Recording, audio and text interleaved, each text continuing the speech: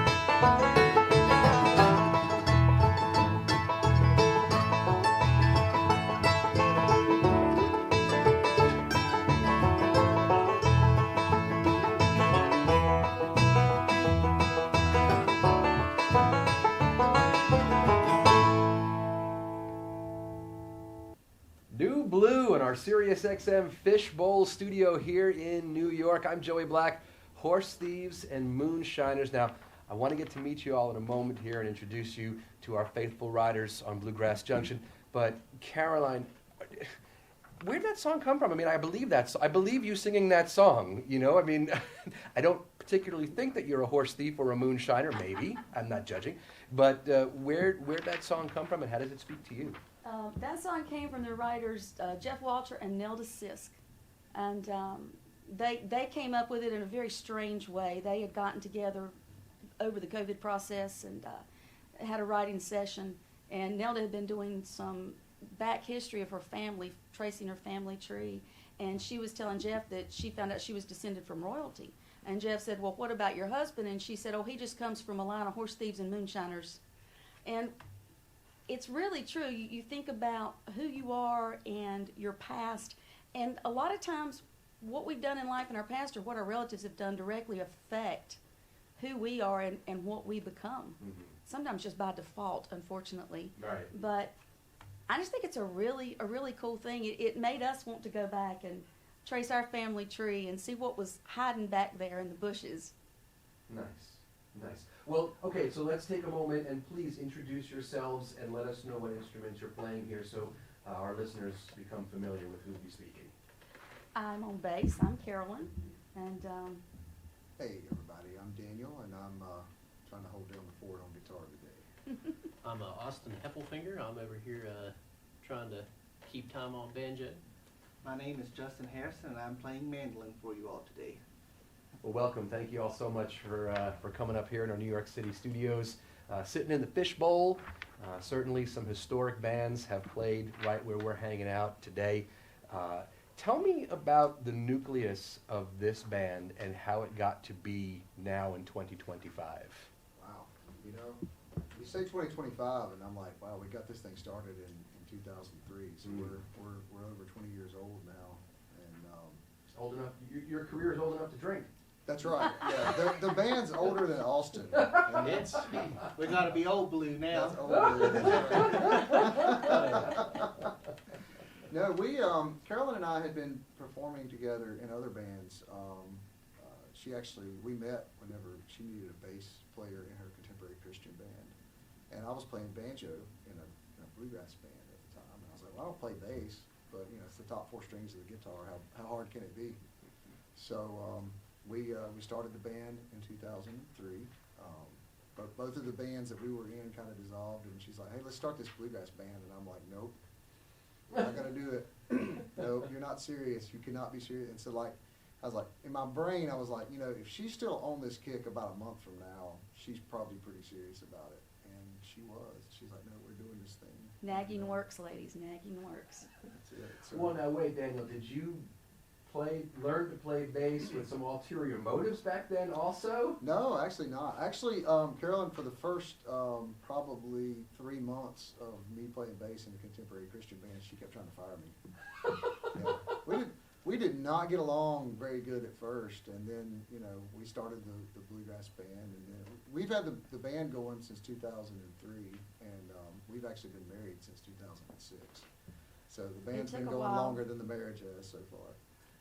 Well, now, Carolyn, I don't want to presume that Daniel peaked here in his reasons for you wanting to fire him, but up till now, have you tried to kick him out of Nu-Blu yet? No, but some Okay. days are longer than others. Oh, right. That's why I drive the bus. Why, it's a very lonely position up there? That's well, that way if I'm driving the bus, you can't kick me out of the band. You can't get anywhere. So.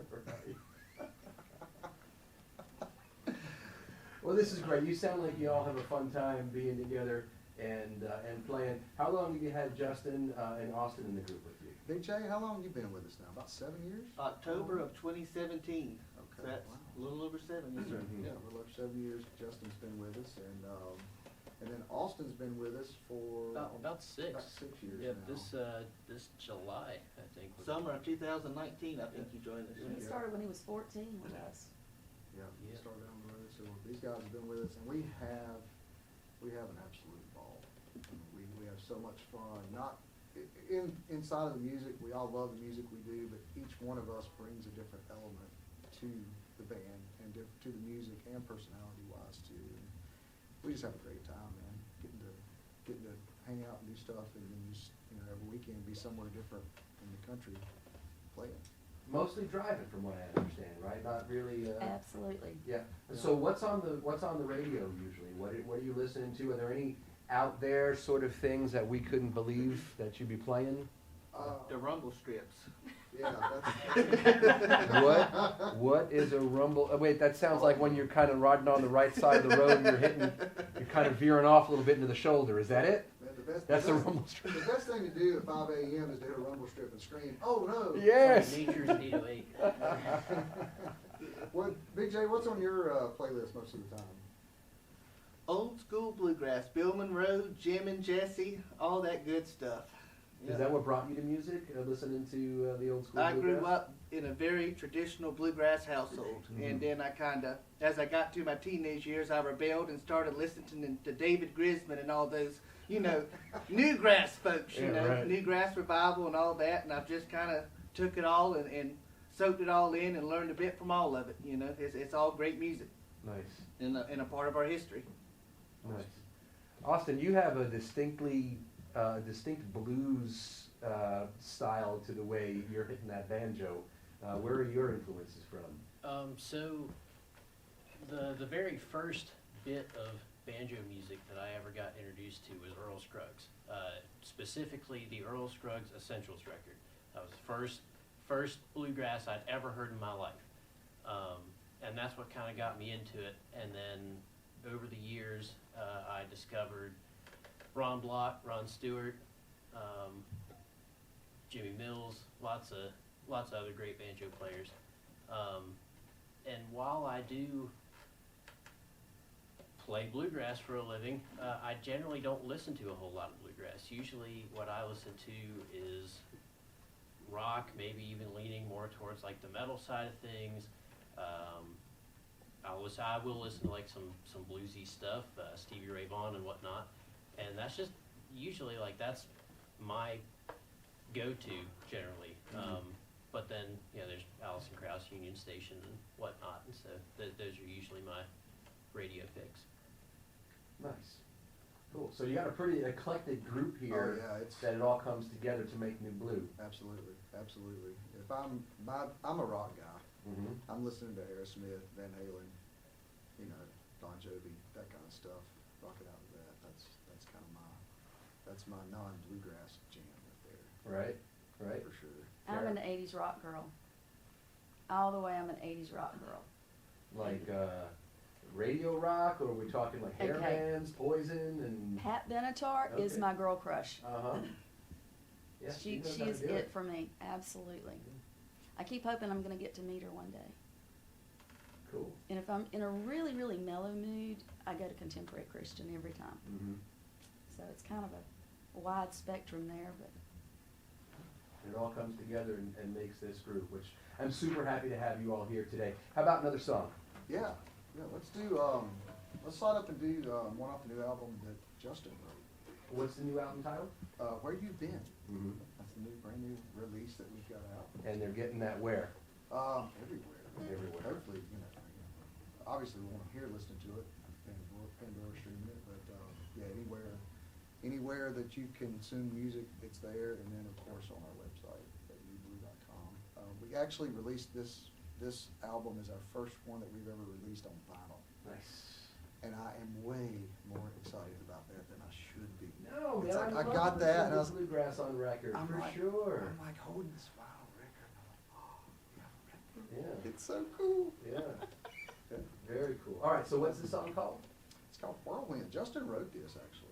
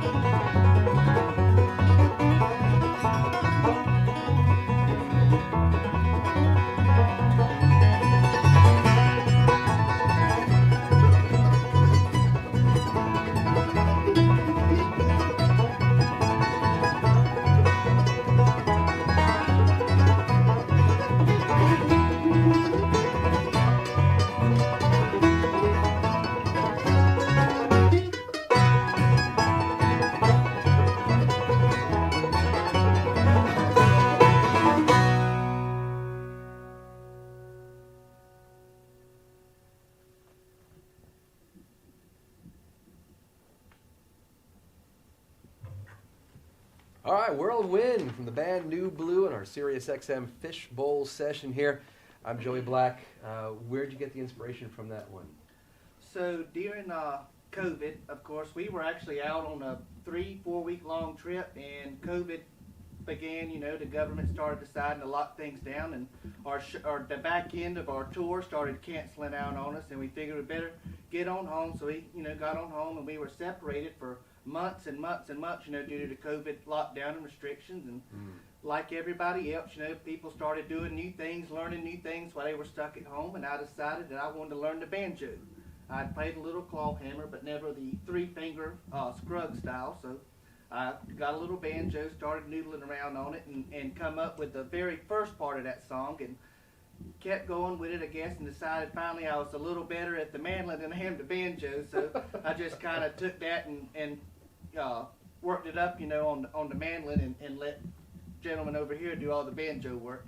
And we were recording this album, Where You've Been, and I just approached them. I said, hey, I wrote this cool instrumental, check this out, and we played it through a couple of times, and the concept for the Where You've Been album is, taking you through life and ups and downs, and sometimes life is just a whirlwind. It's just crazy. COVID was like that, just unpredictable, crazy times we live in today, and that song is kind of reflective of that in the instrumental form.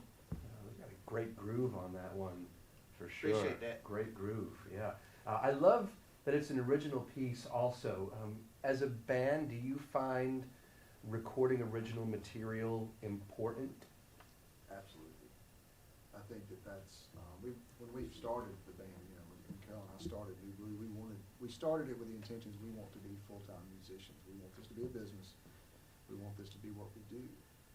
And we knew to do that we were going to have to carve our own path and our own road. And we talked to a lot of people. We've had countless people, give us great advice over the years. And everybody kept saying, do originals. They're like, it's going to take longer, but when you do that, what you also get to do is not only do you get to put a song out there that nobody else has out there, but you get to put your own spin on it. And what that does is it makes you create your own sound. Because, I think as a new band, it's like, well, what's our sound? What's it going to come out to be? I think there's no secret to creating that. I think it's finding original material and putting your own heart and soul into it. Find something that you have an emotional connection to. Put your heart and soul into it, and that's going to be your sound. And that's kind of how we've developed the Nu-Blu sound over the years. Yeah. I think it's important too. I like the authenticity of it, because going to festivals and stuff, it's kind of fun to count the mule skinners per minute. You know what I mean? But it kind of runs its course for a while there. And then, what is your band about? What are you bringing into our music? So beyond 2025, where is Bluegrass headed to? And I think that original material is really important, and I really appreciate that one, Whirlwind. Yeah. That's great. When you work on original material, do you work as a true band, or is it sort of someone brings a finished song done and here we go?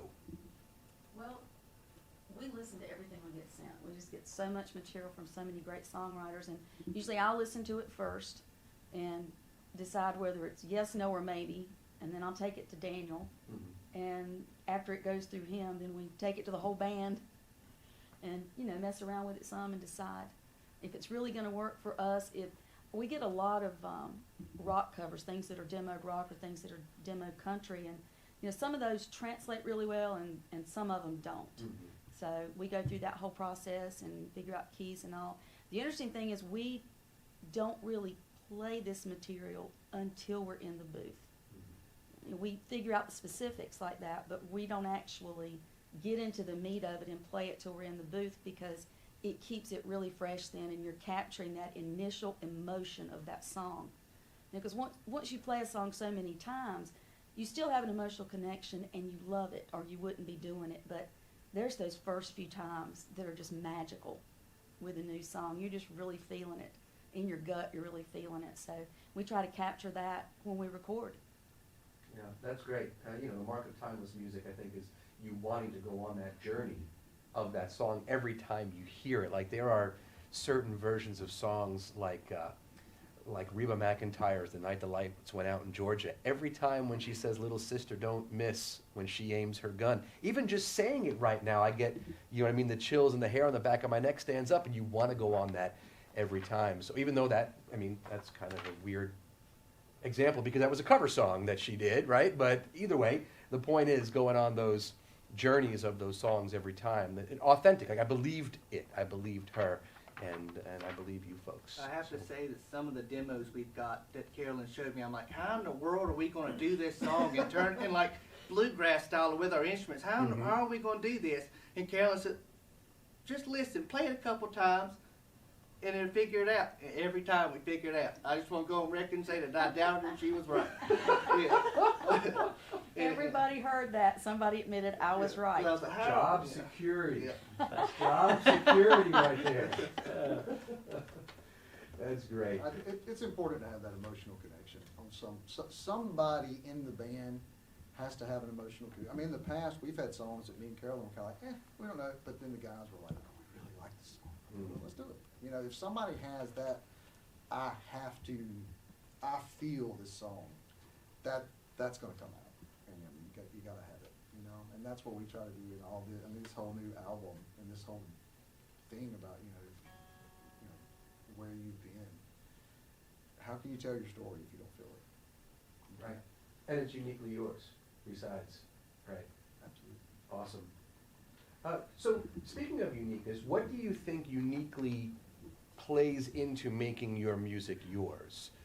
Where you grew up, TV shows you may have watched or something like that? Like, what comes from where you were that makes your music uniquely yours?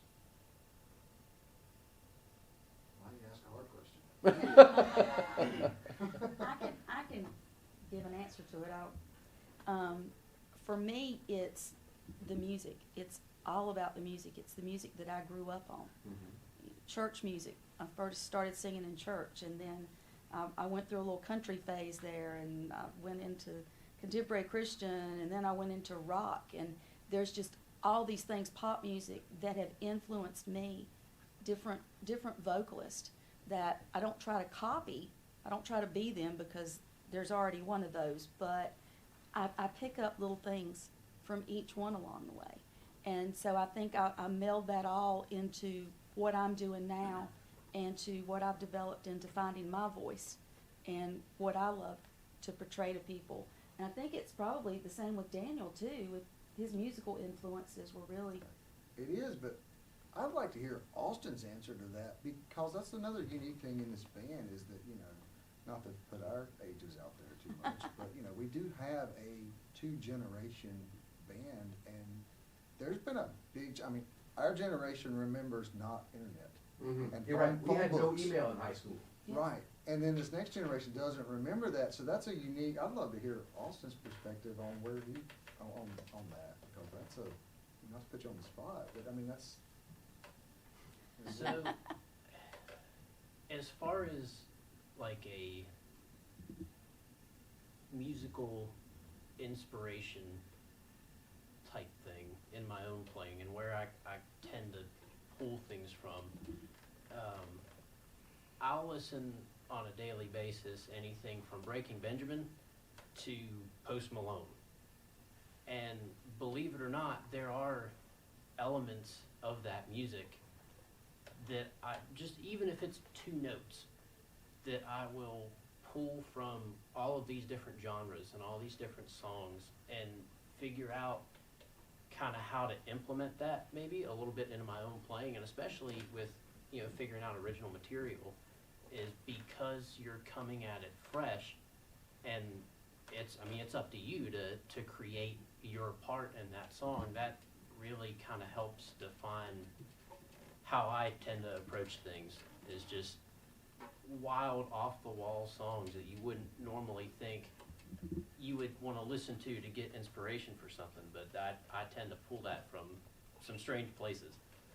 Yeah, it must be something about that music that speaks to you, that sticks with you more so than just, you know, it's somewhere inside your head always, and then when that opportunity comes around, that's when that gets laid down. Exactly. Kind of thing. Exactly. I can put something out there on our new album for somebody that really wants to do a deep dive and get crazy one day.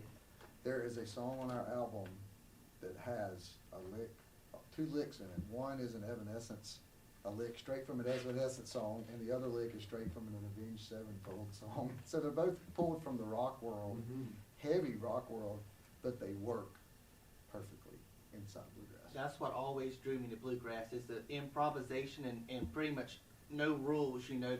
I don't have to play this how Beethoven played it. I can do whatever. I can hit a blues lick, a jazz lick, Indian music. I used to listen to sitar music, and I could pull licks out of that. I mean, it's crazy.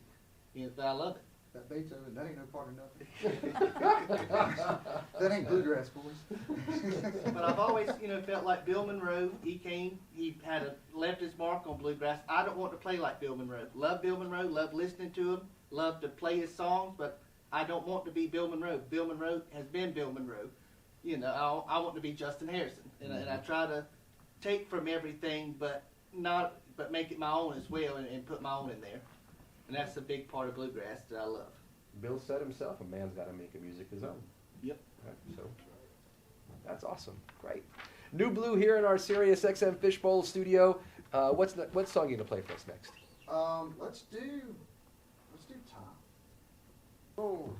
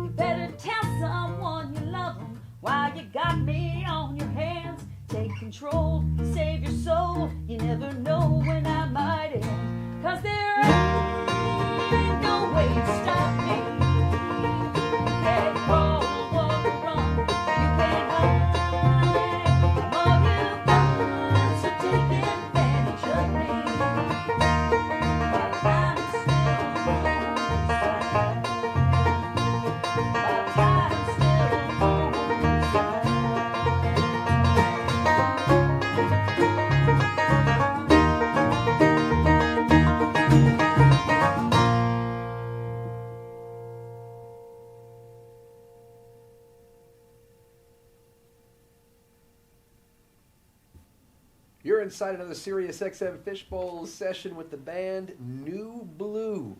I'm Joey Black. That one called Time, a unique perspective in a world where time is a common concept to have songs written about, to have conversations about and all. What was it about that one that spoke specifically to you to make you want to record that? I've never heard a song where it's like you're having a conversation with time, and time is a person. Just like we're having this conversation right now, and that's what was super unique about that. I've never heard a song at all like that. Yeah, I like that part where I'm still on your side, where the personification of the time is there. Very cool, very cool. All right, Nu-Blu here in our studios. You, amongst everything else going on, You folks have been involved in a television show for quite some time now, too. Tell me about Bluegrass Ridge. Well, Bluegrass Ridge, we kind of like call ourselves, well, we've had several folks call us MTV for Bluegrass. You know, it's a 30-minute weekly show. We have Bluegrass videos, music videos. And then we have a cool segment kind of like this where we talk to artists. And we took over the full-time hosting duty of that almost 5 years ago, I think. Yeah. It's been really cool because, you know, it's the largest show for a television show for bluegrass in the world now. We're 120 million homes here in the United States. We're out in 5 countries, and the cool thing is that we're getting to take bluegrass into people's homes just like you guys do. You know, it's getting the music out there, and it's getting all these different artists out there, and new artists, and introducing people to new music. And I cannot tell you how many people have come up to us and said, wow, you know, I didn't really know I liked bluegrass, but, you know, I watched your show. You know, a lot of people say, I watch your show every week. And I'm like, wow, I didn't know you were, you were a bluegrass fan. They're like, well, we're not, but we don't miss your show. I'm like, oh, okay, well, you're a bluegrass fan. You're getting there. Yeah, right. And the thing I like about it is the fact that now that they watch our show, they get used to watching our show. Well, what's going to happen the next time they see a bluegrass festival?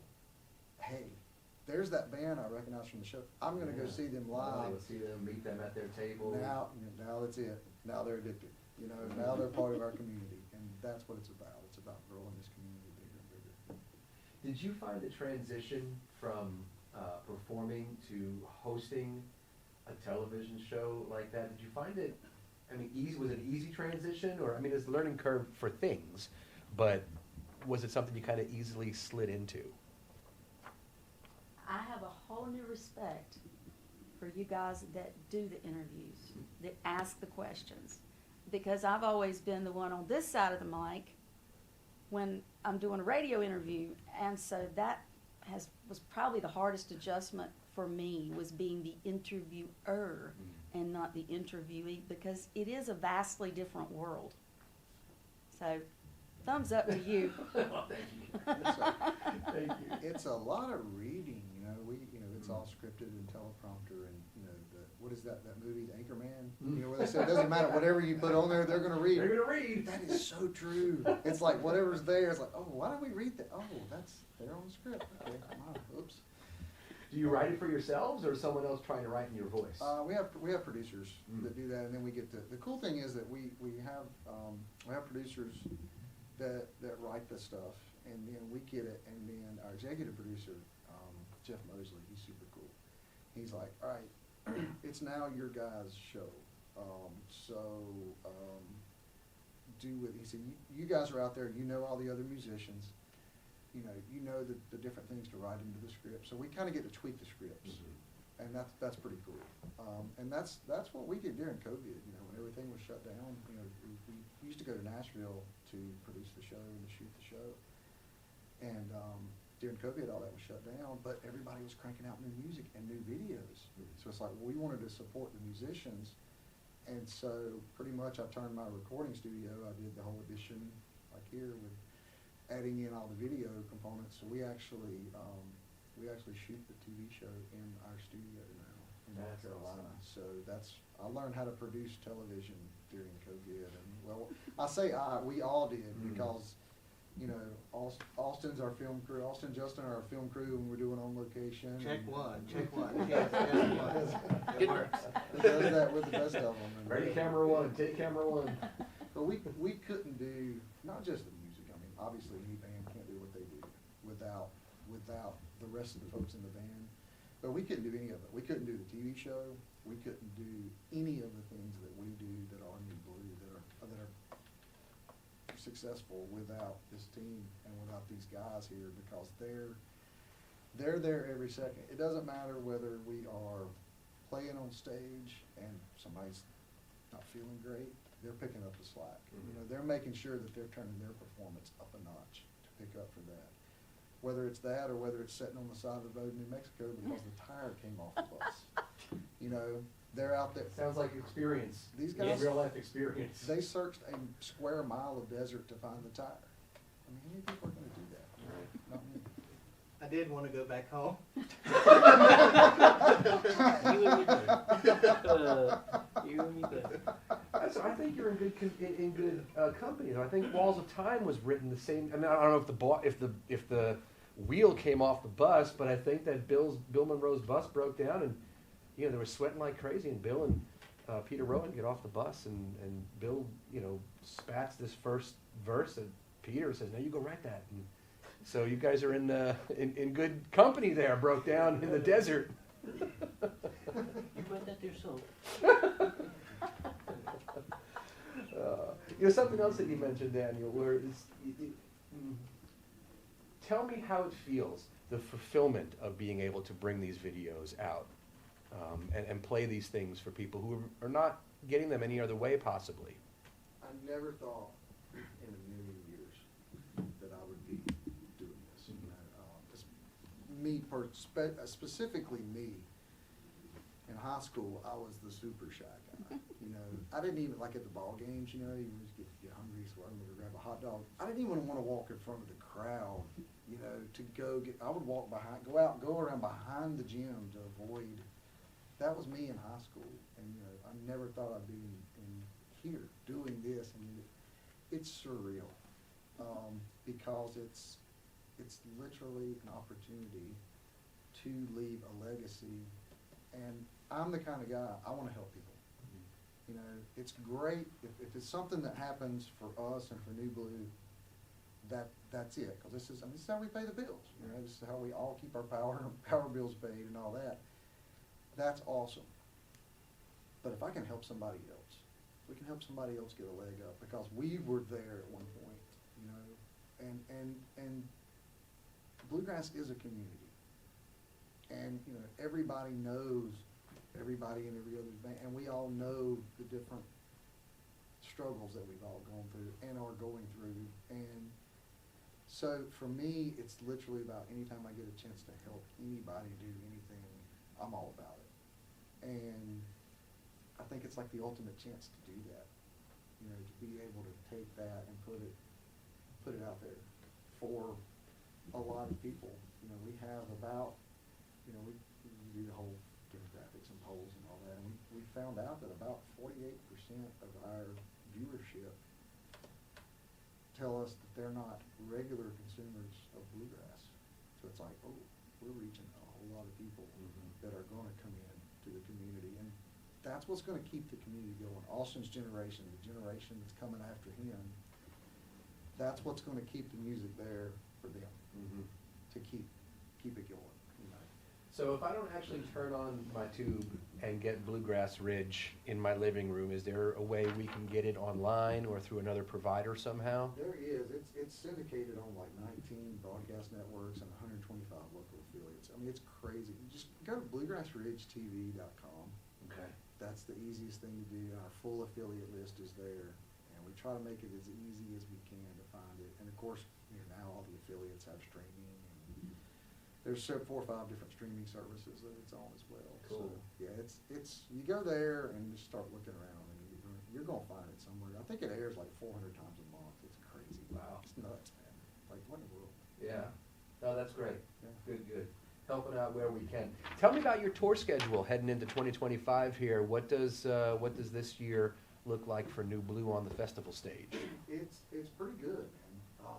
Right now, I've been a little remiss in getting all the dates added up there. I don't have a whole bunch at one time. I'm putting it out there because the Where You Been tour, so we're going to kind of try to announce that as well. Where you're going to. The Where We're Going to tour. Yeah, that's good. I like that. That's right. You can have it. There you go. That's it. Thank you. I'm writing that down now. The cool, again, from day one, it's all about getting this music out there. And so we do a lot of festivals, of course, but we do a lot of events that are not your typical things that Bluegrass is played in. We do a lot of street festivals, town events, things like that.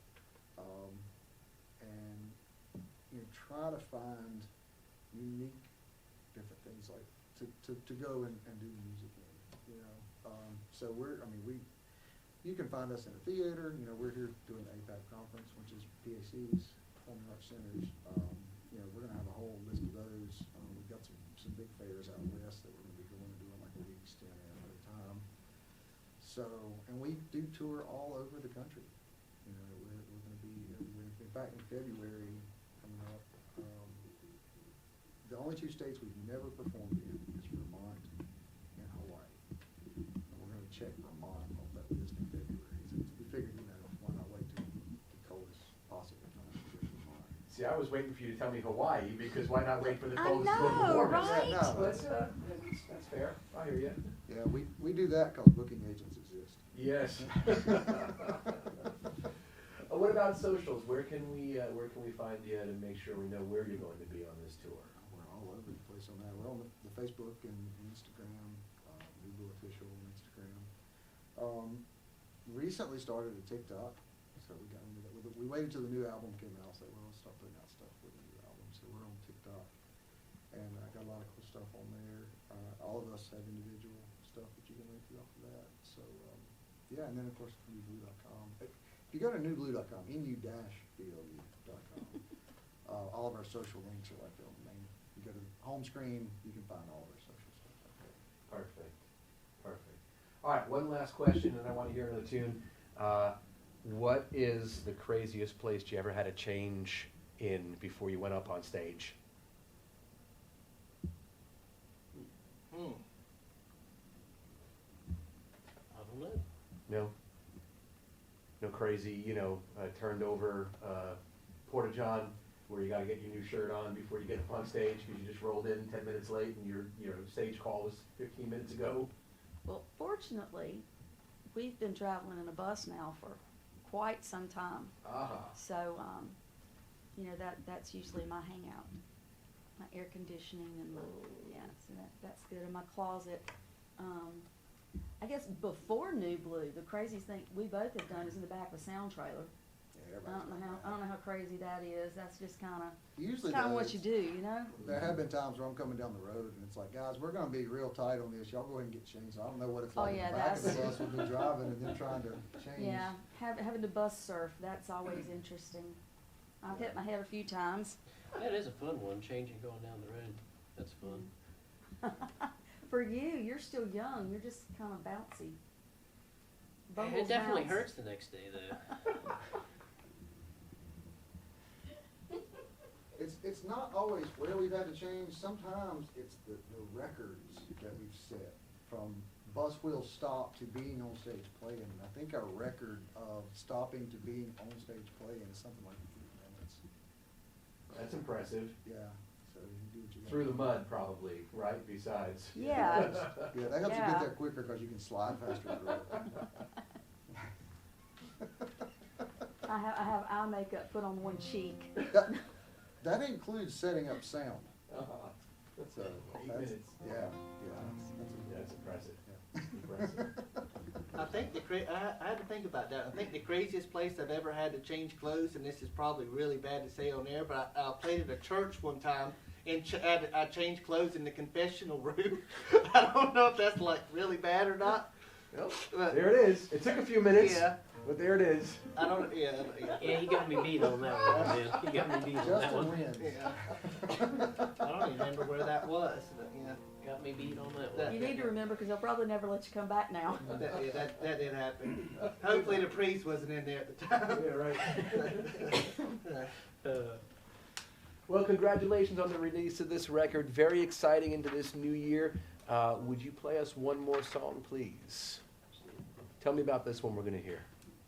This one is it's a song. It's a co-write by Tim Stafford, Kim Williams, and Larry Shill. Typically when we put songs out there to push on the album, they're usually ones that Carolyn is doing vocals on. And I heard this song and came in and I was like, I'm doing that one, and I never do that. I'm singing that song because it's just not going to happen. And instantly I was like, I want to do that song so bad. That's just, I love this song. And it fit right in with the album. And then we put the album out, you're going through, where do we push? What's going to be the first thing, the second thing, all that. And then we put the album out, and all of a sudden this song just jumps out there. Life of its own. Yeah, and it's like, well, I guess we're doing that one. You know, let's hurry up and get a video together for it. So yeah, it's kind of happened with this song, and it's the song's called "When It Rains, She Pours," and you know, for me, it's kind of like, you know, I think a lot of people out there, there's always issues and always things in relationships or and just in life, you know, and it fits so good with this album, you know, where you've been, this journey of life. I think this song fits so well, you know, because there's a lot of people's lives that are lived behind closed doors and in ways that we don't always see. And then, you know, there's a lot of times that people turn to other things and situations. This song, it's alcohol, and there's all kinds of other stuff. And, you know, it's a great song. It's something that happens, but, you know, it's, I think it's just a great way to put it out there to showcase, you know, hey, this is life. And it's part of where you've been. One, two, three.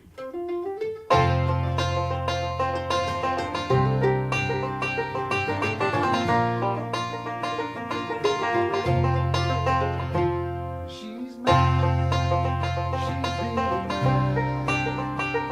She's sad, she's really sad. She feels alone, down to the floor.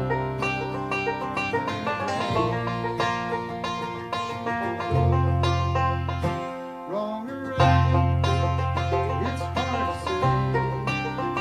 She kept her pride and walked away.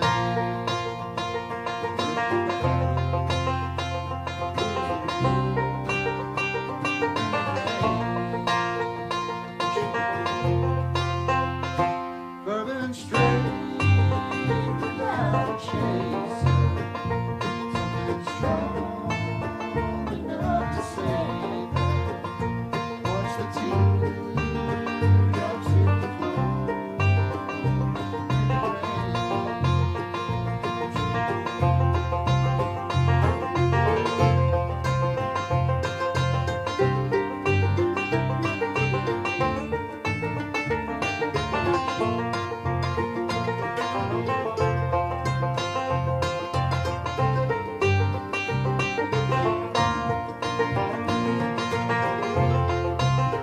It's not a crime, it's not a sin, just a glass she's drowning in. Bourbon straight without a chaser. Something strong enough to save her. Watch the teardrops hit the floor.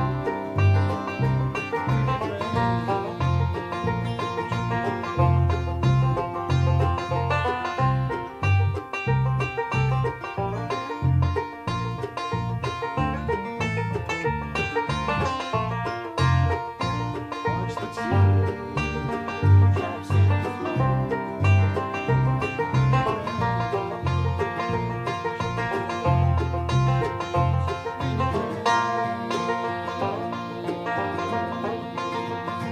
She